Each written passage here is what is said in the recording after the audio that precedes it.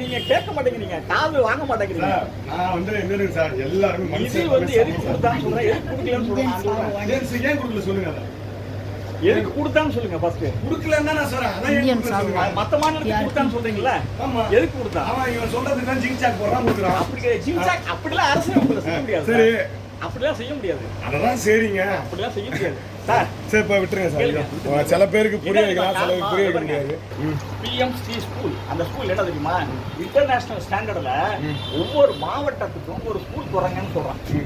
அந்த ஸ்கூலுக்கு இடம், ஃபர்னிச்சர், டீச்சர்ஸ், ஸ்கூல் ஸ்டூடெண்ட்ஸ்க்கான செலவு எல்லாத்தையும் சென்ட்ரல் கவர்மெண்ட் செய்யலாம்.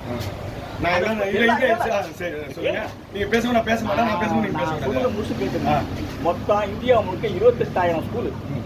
28,000 ஸ்கூல்ல மாநிலத்தில் என்ன சொல்றான், பீகார் எனக்கு வந்து 2,000 ஸ்கூல் கொடுக்குறான், உத்தரப்பிரதேசம் எனக்கு 1000 ஸ்கூல் கொடுக்குறான், எல்லாம் கேட்கறான். எனக்கு வந்து தமிழ்நாட்டில் எனக்கு ஸ்கூல் வேண்டாம். நாங்க நல்லா வச்சிருக்கோம் ஸ்கூல் எல்லாமே. அப்ப நல்லா வச்சிருக்கீங்க. ஓட்டு கட்டதுமே ஒரே ஊத்துது, தலையில வந்து கூட பிச்சிட்டு விடுது. அங்க கேளுங்க, எங்க ஃப்ரீயே வேணாங்க. அது என்ன நீ, அதாவது முதல்ல இருந்த கட்டடத்தை கட்ட சொல்லுங்க. அங்க பாருங்க, தமிழ்நாடு கூட மத்த மாநிலத்தை கம்பேர் பண்ணி பாருங்க. ஏன்னா பள்ளிக்கூடத்துல டீச்சர் ஹிந்தி எழுதுனா டீச்சர் எழுதுறது பிரெயின் வாஷ் பண்ணி வச்சிருக்காங்க. அப்பெல்லாம் பிரெயின் வாஷ்லாம் பண்ணல. நாங்க தெளிவா தான் இருக்கோம். நான் தான் சொல்லி